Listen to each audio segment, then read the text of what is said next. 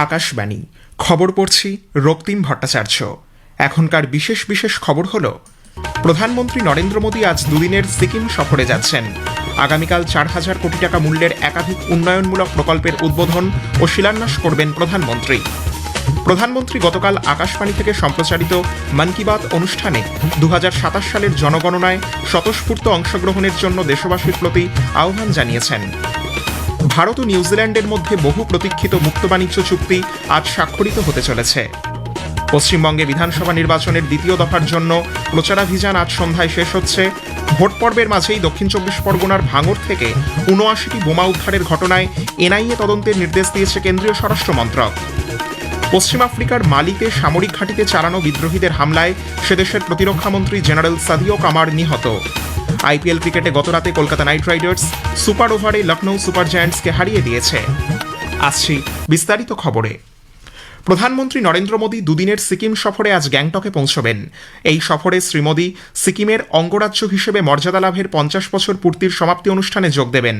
4,000 কোটি টাকা মূল্যের একাধিক উন্নয়নমূলক প্রকল্পের উদ্বোধন ও শিলান্যাস করবেন প্রধানমন্ত্রী। গ্যাংটক পৌঁছে শ্রী মোদী আজ বিকেলে বিরালুদার থেকে এমজি মার্গ পর্যন্ত একটি রোড শোতে অংশ নেবেন। বিজেপি কর্মীদের সঙ্গে মতবিনিময়ের কথা রয়েছে তাঁর। শ্রী মোদী আগামীকাল পালজোর স্টেডিয়ামে সিকিমের অঙ্গরাজ্য হিসেবে আত্মপ্রকাশের 50 বছর পূর্তি উদযাপনের সমাপ্তি অনুষ্ঠানে যোগ দেবেন। রাজ্য জুড়ে পরিকাঠামো, যোগাযোগ, স্বাস্থ্য পরিষেবা, শিক্ষা, বিদ্যুৎ, নগর উন্নয়ন, পরিবেশ, পর্যটন এবং কৃষিক্ষেত্রের বিকাশ সহ 4,000 কোটি টাকারও বেশি মূল্যের একাধিক উন্নয়ন প্রকল্পের উদ্বোধন, সূচনা এবং ভিত্তিপ্রস্তর স্থাপন করবেন। এই উপলক্ষে এক সমাবেশে ভাষণও দেবেন শ্রী মোদী। প্রধানমন্ত্রী আগামীকাল দুদিনের উত্তরপ্রদেশ সফর করবেন। সফরের প্রথম পর্বে শ্রী মোদী বারাণসীতে মহিলা সম্মেলনে অংশগ্রহণ করবেন। সেখানে তিনি 6,000 কোটি টাকারও বেশি মূল্যের বিভিন্ন উন্নয়নমূলক প্রকল্পের উদ্বোধন ও শিলান্যাস করবেন। প্রধানমন্ত্রী বারাণসী, পুনে এবং অযোধ্যা মুম্বাই এই দুটি নতুন অমৃত ভারত এক্সপ্রেস ট্রেনেরও যাত্রার সূচনা করবেন। সফরের দ্বিতীয় পর্বে প্রধানমন্ত্রী বুধবার হরদই যাবেন এবং গঙ্গা এক্সপ্রেসওয়ের উদ্বোধন করবেন। প্রধানমন্ত্রী নরেন্দ্র মোদী বলেছেন, 2027 সালের জনগণনাকে ডিজিটাল করা হয়েছে এবং সমস্ত তথ্য অনলাইনে নথিভুক্ত হচ্ছে। আকাশবাণীতে গতকাল মন কি বাত অনুষ্ঠানের 133তম পর্বে তিনি স্বতঃস্ফূর্তভাবে জনগণনায় অংশগ্রহণের জন্য দেশের নাগরিকদের প্রতি আহ্বান জানান। শ্রী মোদী বলেন, এবারের জনগণনায় সাধারণ নাগরিক নিজেরাই তাদের তথ্য অ্যাপে আপলোড করতে পারবেন। এজন্য একটি বিশেষ আইডি পাবেন তারা। পরে গণনার জন্য নিযুক্ত কর্মী বাড়িতে এলে সেই আইডি দেখিয়েই তথ্য নিশ্চিত করা যাবে। जनगणना 2027 को डिजिटल बनाया गया है। सारी जानकारी सीधे डिजिटल माध्यम में दर्ज हो रही है। घर घर जाने वाले कर्मचारियों के पास मोबाइल ऐप है। वे आपसे बात करके उसी में जानकारी दर्ज करेंगे। इस बार जनगणना में आपकी भागीदारी भी आसान बनाई गई है। आप खुद भी अपनी जानकारी दर्ज कर सकते हैं। প্রধানমন্ত্রী বলেন, দেশের বিজ্ঞানীরা অসামরিক পারমাণবিক কর্মসূচিকে এগিয়ে নিয়ে চলেছেন। তাদের উদ্যোগেই এই কর্মসূচি দেশ গঠনে গুরুত্বপূর্ণ ভূমিকা রাখছে। এর ফলে দেশের শিল্পোন্নয়ন, বিদ্যুৎ ক্ষেত্র, স্বাস্থ্য পরিষেবা ক্ষেত্র সবই লাভবান হয়েছে। कुछ ही दिन पहले हमारे न्यूक्लियर साइंटिस्ट ने एक और बड़ी उपलब्धि से भारत का गौरव बढ़ाया है। तमिलनाडु के कलपक्कम में फास्ट ब्रीडर रिएक्टर ने क्रिटिकलिटी हासिल कर ली है। इस स्टेज का मतलब है रिएक्टर का ऑपरेशन फेज में पहुंचना। भारत की न्यूक्लियर एनर्जी जर्नी में एक ऐतिहासिक माइलस्टोन है और परमाणु रिएक्टर पूरी तरह स्वदेशी तकनीक से निर्मित है। বাণিজ্য ও শিল্পমন্ত্রী পীয়ূষ গোয়েল বলেছেন, ভারত ও নিউজিল্যান্ড আজ নতুন দিল্লিতে বহু প্রতীক্ষিত মুক্ত বাণিজ্য চুক্তি স্বাক্ষর করতে চলেছে। এই চুক্তি দুদেশের মধ্যে অর্থনৈতিক সম্পর্ক মজবুত করার ক্ষেত্রে একটি গুরুত্বপূর্ণ পদক্ষেপ।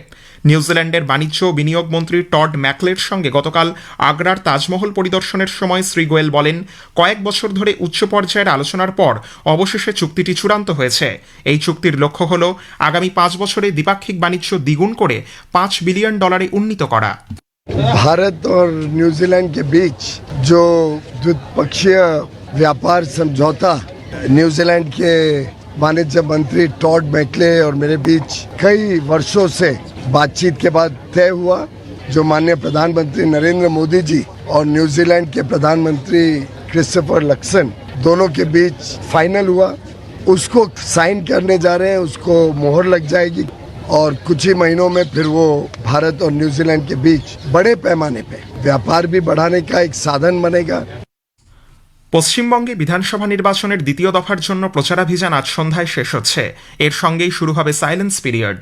এই দফায় আগামী 29 এপ্রিল 7টি জেলার 142টি আসনে ভোট নেওয়া হবে। প্রচারের শেষ দিনে সবকটি রাজনৈতিক দলই শেষ মুহূর্তের জনসংযোগ সারতে উদ্যোগী হয়েছে। বরিষ্ঠ বিজেপি নেতা নরেন্দ্র মোদী আজ ব্যারাকপুর লোকসভা কেন্দ্রের কাকিনাড়ায় একটি জনসভায় অংশ নেবেন। বেলা 12টা নাগাদ এই সভা হওয়ার কথা। অপর বরিষ্ঠ বিজেপি নেতা অমিত শাহ আজ বেহালা পশ্চিম বিধানসভার বেহালা থানা থেকে ম্যান্টন পর্যন্ত রোড শো এবং হুগলির চন্দননগরে রোড শোতে অংশ নেবেন। অন্যদিকে তৃণমূল কংগ্রেস নেত্রী মমতা ব্যানার্জির আজ একাধিক কর্মসূচি রয়েছে। দুপুরে যাদবপুর ও টালিগঞ্জ কেন্দ্রে দলীয় প্রার্থীদের সমর্থনে যাদবপুরের সুকান্ত সেতু থেকে পদযাত্রা করবেন তিনি। পরে নিজের কেন্দ্র ভবানীপুরে জনসংযোগ কর্মসূচি রয়েছে তাঁর। সিপিআইএম, কংগ্রেস সহ অন্যান্য দলগুলিও আজ প্রচারে অংশ নেবে। রাজ্যে ভোট পর্বের মাঝেই কলকাতা সংলগ্ন এলাকা থেকে ৭৯টি বোমা উদ্ধারের ঘটনায় এনআইএ তদন্তের নির্দেশ দিয়েছে কেন্দ্রীয় স্বরাষ্ট্র মন্ত্রক। ইতোমধ্যেই তদন্তের দায়িত্বভার গ্রহণ করেছে কেন্দ্রীয় তদন্তকারী সংস্থাটি। কলকাতা পুলিশের ভাঙড় ডিভিশনের উত্তর কাশীপুর পুলিশ স্টেশনে মূল মামলাটি দায়ের হয়েছে। উল্লেখ্য, গত 25 এপ্রিল দক্ষিণ 24 পরগনার ভাঙড়ের উত্তর কাশীপুর এলাকার একটি পরিত্যক্ত বাড়ি থেকে উদ্ধার হয়েছিল ৭৯টি বোমা এবং বোমা তৈরির বিভিন্ন সরঞ্জাম। রাজ্যে দ্বিতীয় দফার নির্বাচনের আগে তল্লাশি চালাচ্ছিল পুলিশ। তল্লাশিতেই মেলে বিস্ফোরক। ভোটের আগে বেআইনি অস্ত্র উদ্ধারে ইতোমধ্যেই রাজ্য পুলিশকে নির্দেশ দিয়েছে নির্বাচন কমিশন। খবর শুনছেন আকাশবাণী থেকে। পশ্চিম আফ্রিকার মালিতে দেশজুড়ে আল কায়েদার একটি সহযোগী গোষ্ঠী এবং তুয়ারেগ বিদ্রোহীদের বিভিন্ন সামরিক ঘাঁটিতে চালানো হামলায় সে দেশের প্রতিরক্ষামন্ত্রী জেনারেল সাদিও কামার নিহত হয়েছেন। স্থানীয় সংবাদ মাধ্যম জানিয়েছে, রাজধানী বামাকো থেকে উত্তর পশ্চিমে প্রায় 15 কিলোমিটার দূরে অবস্থিত কাটিতে প্রতিরক্ষামন্ত্রীর বাসভবন লক্ষ্য করে হামলা চালানো হয়। তাকে হত্যা করতে একটি আত্মঘাতী গাড়ি বোমা ব্যবহার করা হয়। উল্লেখ্য, এই শহরেই মালির অন্তর্বর্তীকালীন প্রেসিডেন্ট আসিমি গোইতাও বসবাস করেন। বন্দুকধারীরা বামাকো ছাড়াও উত্তরের শহর গাও ও কিদাল এবং মধ্যাঞ্চলের শহর সেভার সহ মালির বিভিন্ন স্থানে হামলা চালিয়েছে। ইউক্রেন, রাশিয়ার অধিকৃত অঞ্চল এবং রাশিয়ার বিভিন্ন স্থানে গত দুদিনের হামলায় অন্তত 16 জন নিহত হয়েছেন। ইউক্রেনের নিপ্রো শহরে রুশ ড্রোন ও ক্ষেপণাস্ত্র হামলায় 9 জনের মৃত্যু হয়েছে।